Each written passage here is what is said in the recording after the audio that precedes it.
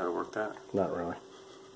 Alright, so I'm tying a marathoner fly, tying it on a size 8 nymph hook, although my preference is a size 8 or 6 grasshopper or curved nymph hook. This is a straight shank, it's a little bit shorter shank, but that's alright. My preference is a 5/32 inch bead. This is a 1/8 inch bead, so it's a little bit smaller, so I'm going to wrap some weight on there. And again, this is tying the marathoner fly pattern. Back to the bend of the hook, and then stop. And that's where I'm going to add just a little wire for some weight. And I'm going to twist it on just to keep kind of an even body shape.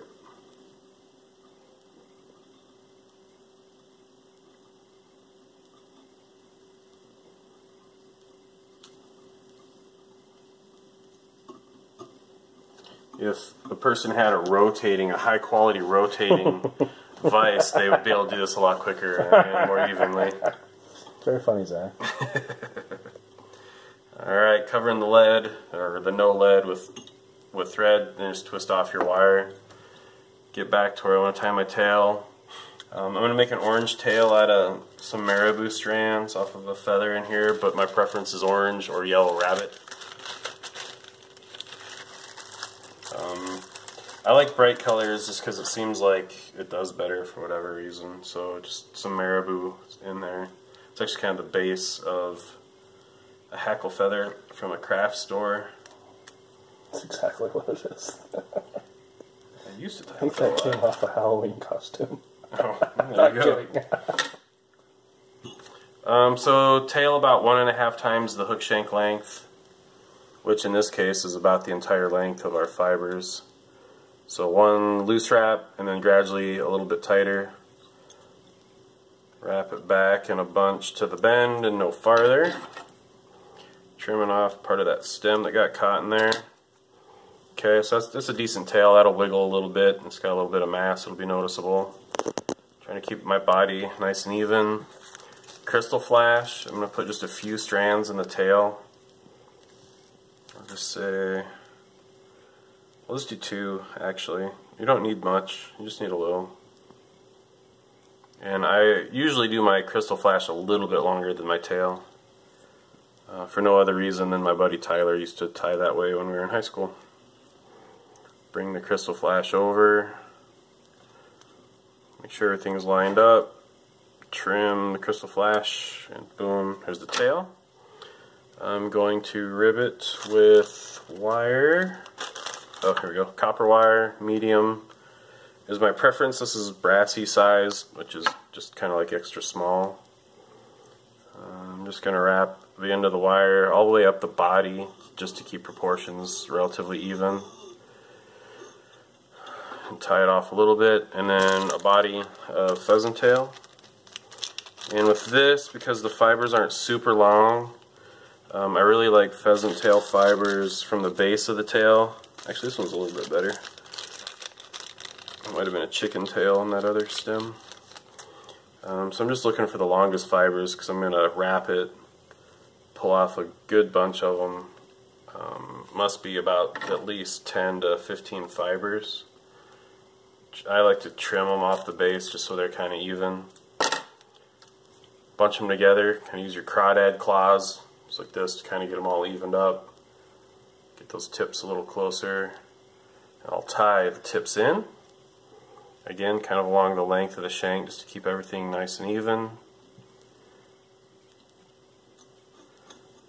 Nice even thread body. Get it to my stopping point, and then wrap forward.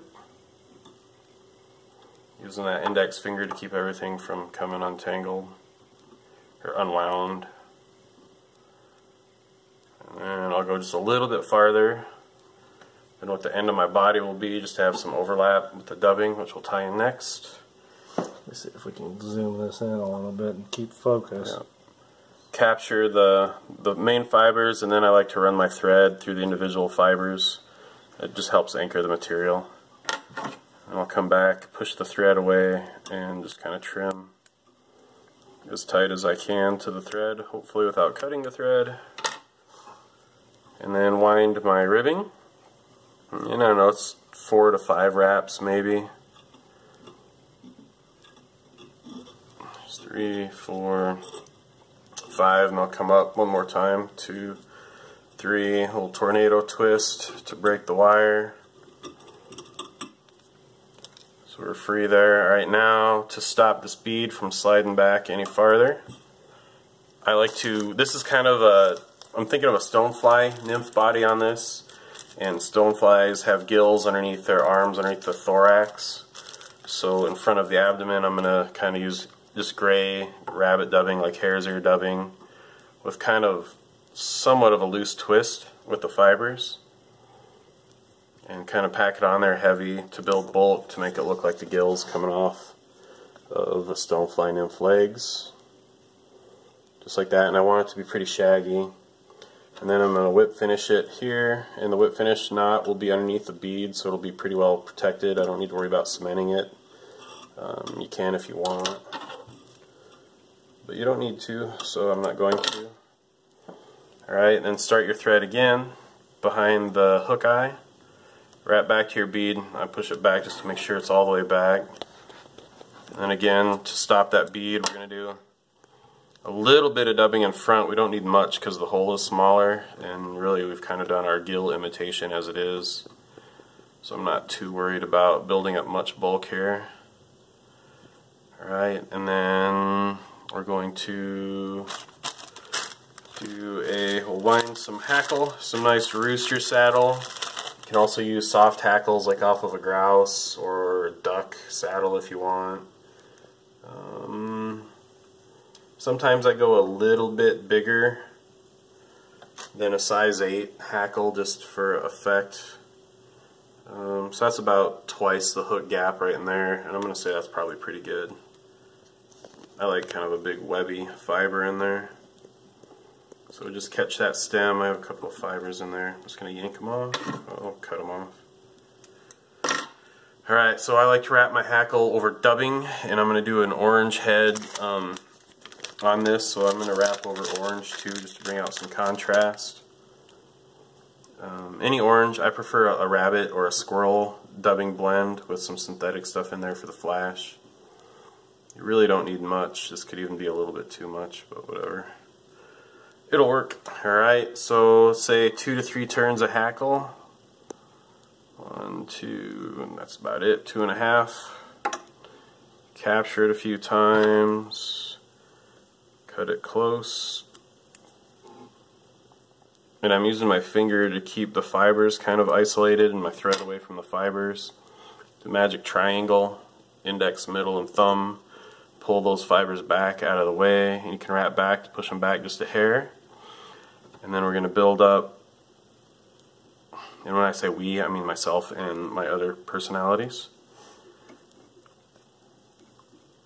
All of which are amazing personalities. And then slide the dubbing up. It'll be moderate. I'm going to taper it fatter towards the collar hackle, just to push them back a little. And then a little smaller and tighter towards the thread. Yeah, I don't like that, that's not very tight. So the fish won't care, but it just kind of bothers me that the winding isn't tight. So I'm going to twist more dubbing on to make a more compressed head in this area. There. For looks only, build up a little bit of a thread head. Twisting my thread counter the way that I've been winding it, just to take some of the twists out so it doesn't break. And I like to whip finish twice, so that if the top knot gets cut or fails for whatever reason, you have a second one underneath, and you'll have a little bit of warning before your fly comes undone totally. So that's one variation of the marathoner pattern. Again, you can do any color tail. We can keep focus on that one.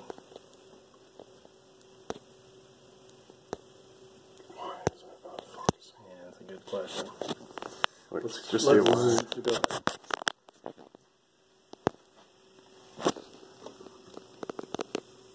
There we go. No. There we go. There's a finished marathoner. And there's your tire, Mr. Zac Sexton. So good, I want.